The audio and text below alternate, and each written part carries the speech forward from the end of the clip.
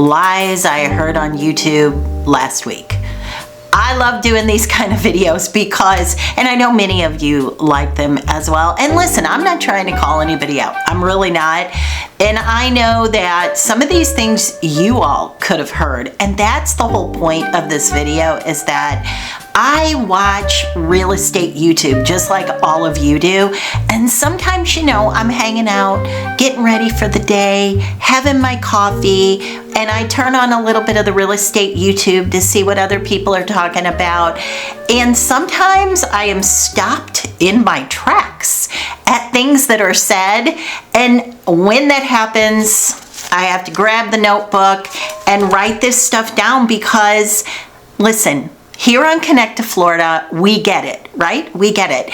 And we can't have that crazy stuff going on out there. I don't want any of my buyers or sellers hearing some stuff that I know to be just blatantly wrong, okay? Sometimes things are opinion, but what I try to hit here, for the most part, is things that are just blatantly, absolutely, totally wrong. And then you go out there in the world thinking that it's correct, and it isn't. One of these could cost you multiple thousands of dollars. So anyway, grab your coffee as usual, and we're gonna have a little chit chat.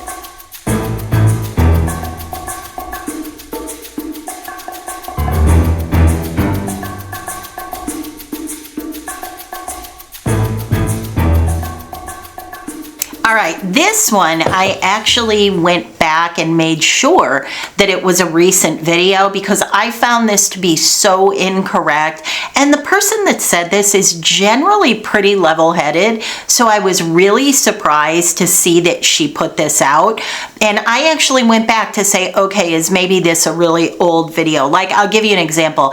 I have a YouTube short that's out there, you know, those videos that are only like a minute long. I usually don't do those, but YouTube wants us to do them, so every now and again I'll put little bits out. Well, I put something out about a year and a half ago, and people are still commenting on it, and it doesn't apply anymore, like it's not evergreen, so I'm probably going to delete it because I don't want people to think. Shorts are hard to see when it was posted. You know what I mean?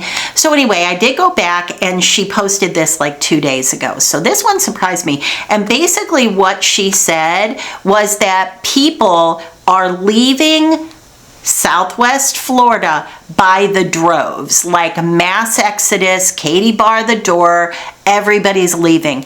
And that's why I thought, what is she talking about? I know that she does a decent business, or at least I think she does. And I thought, how could she, like, for me, the only reason I would think somebody would post that is if they're just trying to create drama. And listen, I try to create drama too. Can I just be honest? It's just me, as half Italian, half Irish, I can create some drama. I'm willing to admit that. But you can't tell people that people are mass exodus out of Southwest Florida when that is just absolutely not true. Now, here's the thing. If she's comparing that to the mass entry during the viral years, then if you compare that to now, then yeah, there's far less people coming to Florida now than during the viral years. But the net migration to Florida, I looked it up before I started this video, is still to the positive. So it's just not true. Average insurance for waterfront homes is about $5,000 a year. Incorrect. Not true. Not true at all. Now, maybe I'll give but see, if I don't know, then how would you know? Okay, if I don't know the answer to this as a real estate agent, how would you know? And I know it just sounded like I cut myself off, which I did. I was just zigzagging. My point is, the person that did this video is a Cape Coral agent, so I would assume that he knows waterfront, and he said the average insurance for waterfront homes is about $5,000 per year. There's just no way. There's no way. Waterfront, okay, and again, maybe this, not that, and that's why I do these videos, so that it's kind of educational. If the elevation is outside of a floodplain and you're only paying for your typical normal, I'll just call it regular homeowners insurance, then maybe. But when most people think waterfront, they're thinking that they might be in AE, they might be in some kind of floodplain. Maybe $5,000 for just the flood insurance, which, by the way, you have to pay that. That doesn't get rolled in. You have to pay for that. That'll be on your closing statement. But that would create a total homeowners insurance with flood insurance of more like $10,000. So that isn't exactly correct. Maybe he just needed to add a little bit more. I don't know, maybe he just needed to add a little bit more information around it, but that didn't make sense to me. Same guy on this one. Most tile roofs last 40 years, so a 20-year roof is a good thing. Nope. Absolutely, positively not. Now, can a tile roof last 40 years? Probably, maybe, depends on the storm. Depends on if you get some goofball roofer or you yourself, the homeowner, goes and walks on that roof. You're gonna crack the tiles. That is aesthetic, cosmetic. That's not doing damage to your roof. The damage would be under the tiles. So keep that in mind. That's a whole nother video. But if you have a 20-year-old roof, you're gonna have a lot of trouble getting insurance. Most sellers in Naples are okay with the house sale contingency.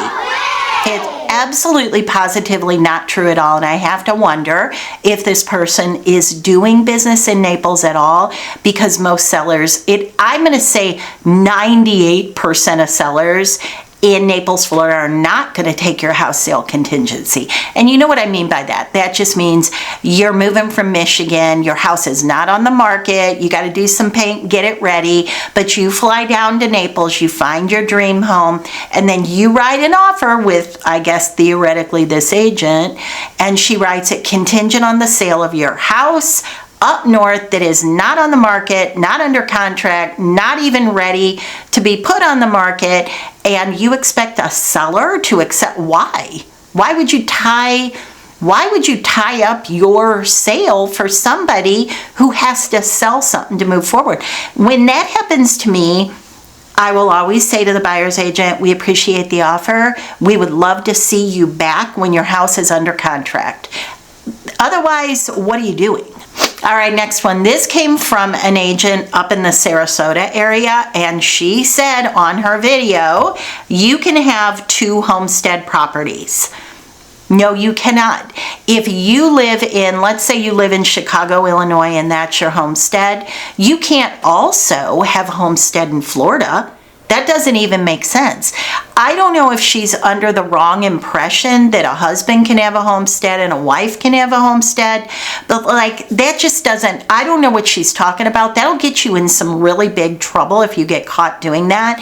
And that is the IRS on that one. You can't do that. One homestead. There is absolutely no new construction in Southwest Florida under 500K.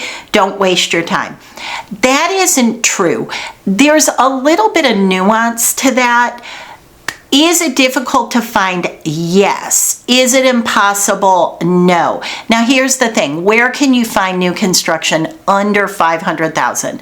There are some communities in and around Venice, Englewood, in that area there that will do new construction on a villa.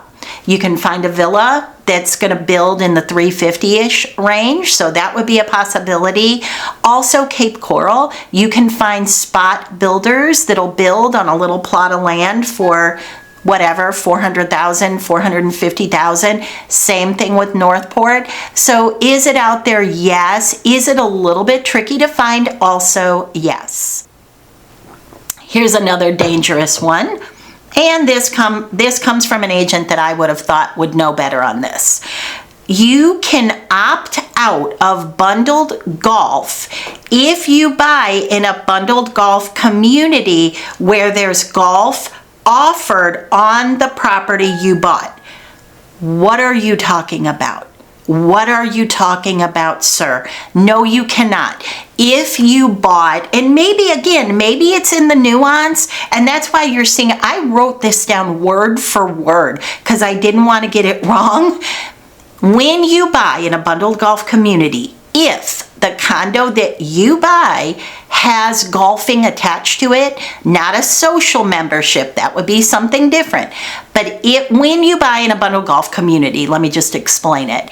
You're going to see social membership or golfing membership. So some of the condos will have social membership only, some will have golf. Golf is the highest tier. So when you get golf in these communities, even if it's private, everything falls down below it. So a social membership, a sports membership, that all falls down below, like think of the golf as the gold.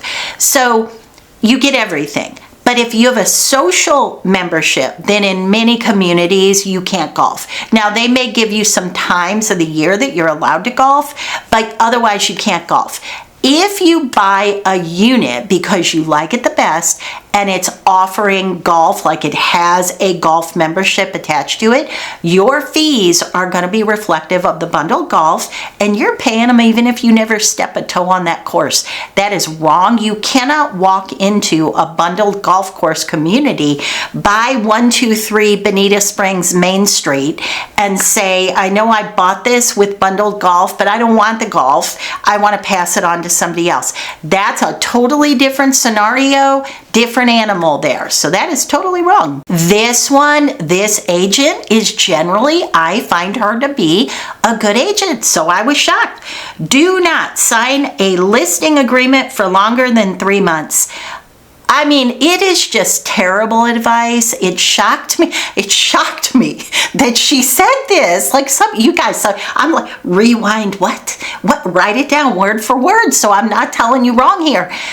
If the average days on market to sell a home is 6 months, why would you want to accept a 3-month listing agreement? Why? Because keep in mind, when we list a property, we're paying for the photography, the marketing, the videos, the postcards, whatever it may be, we're paying for it. I am paying for that. I'm not asking you for one dime. And if somebody is asking you to pay for your own photography, then you've got the wrong agent. But that said, the point is we're hand in hand, and like we're lockstep.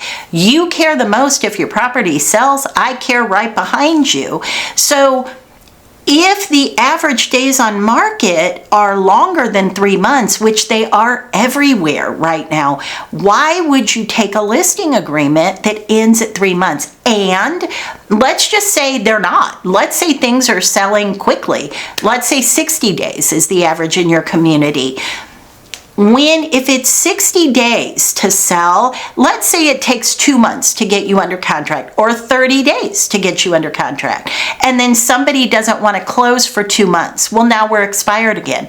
It's just really horrific advice, and it blew me out of the water. When you're looking for a buyer's agent, interview 3 to 5 agents.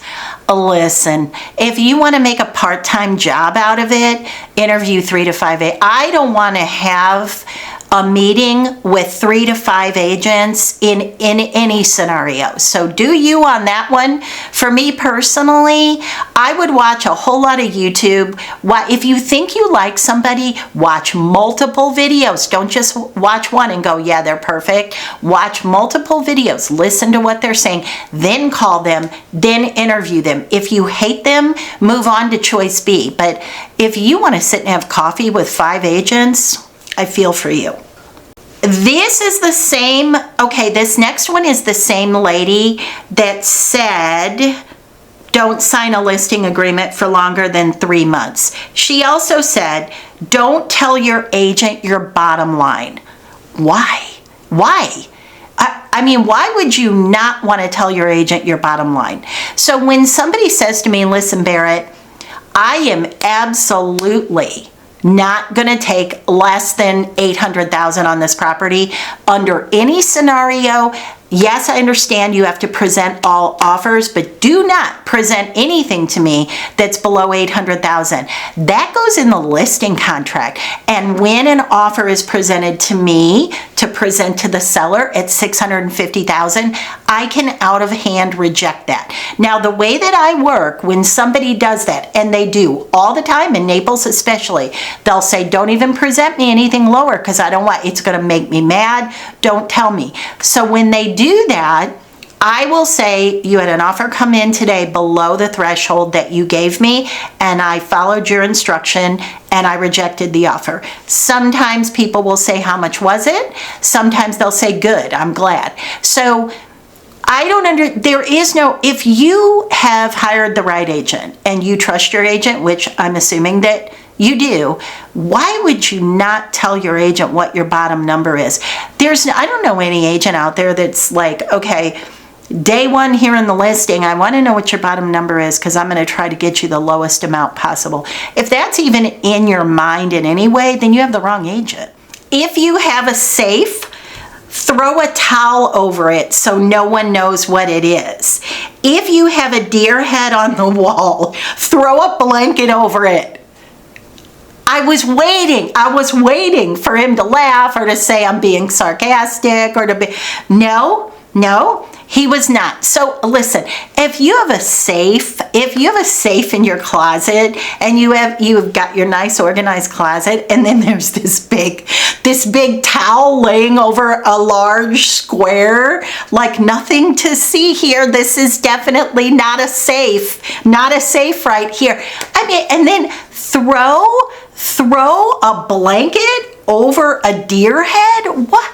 I mean, I don't know where, like, I have no words for this.